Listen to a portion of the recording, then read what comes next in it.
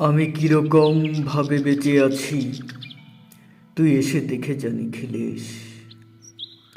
এ কি মানুষ জন্ম, নাকি শেষ পুরোহিতার কঙ্কালের পাশা খেলা? প্রতি সন্ধেবেলা আমার বুকের মধ্যে হাওয়া ঘুরে ওঠে, হৃদয়কে অবহেলা করে রক্ত। আমি মানুষের পায়ের কাছে কুকুর হয়ে বসে থাকি, তার ভেতরের কুকুরটাকে দেখব বলে। আমি আক্রোশে হেসে উঠি না, আমি ছাড় পোকার পাশে ছাড় পোকা হয়ে হাঁটি, মশা হয়ে উড়ি একদল মশার সঙ্গে। খাঁটি অন্ধকারে স্ত্রীলোকের খুব মধ্যে ডুব দিয়ে দেখেছি দেশলাই জেলে, ও গায়ে আমার কোনো ঘর বাড়ি নেই। আমি স্বপ্নের মধ্যে বাবুদের বাড়ির ছেলে সেজে গেছি রঙ্গালয়ে, পরাগের মতো ফুদিয়ে উড়িয়েছি দৃশ্যলোক। ঘামে ছিল না এমন গন্ধক যাতে ক্রোধে জ্বলে উঠতে পারি। নিখিলেশ, তুই একে কি বলবি?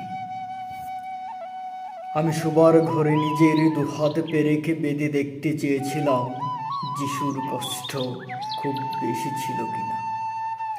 আমি ফুলের পাশে ফুল হয়ে ফুটে দেখেছি, তাকে ভালোবাসতে পারি না।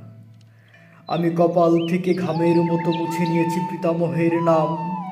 আমি শ্মশানে গিয়ে মরে যাবার বদলে মাইরি বেঁচে উঠেছিলাম।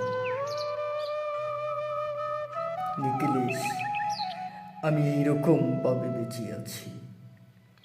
তোর সাথে জীবন বদল করে কোনো লাভ হলো না আমার। একই নদীর তরঙ্গে ছেলেবেলার মতো ডুব সাঁতার, কিংবা চশমা বদলের মতো কয়েক মিনিট আলোড়ন, অথবা গভীর রাত্রি সঙ্গম নিরত দম্পতির পাশে শুয়ে পুনরায় জন্ম ভিক্ষা। কেননা সময় নেই। আমার ঘরের দেয়ালের চুন ভাঙা দাগটিও বড় প্রিয়। মৃত গাছটির পাশে উত্তরের হাওয়ায় কিছুটা মায়া লেগে আছে। ভুল নাম, ভুল স্বপ্ন থেকে বাইরে এসে দেখি উই পোকায় খেয়ে গেছে চিঠির বান্ডিল। তবু আক্লেশে হলুদকে হলুদ বলে ডাকতে পারি।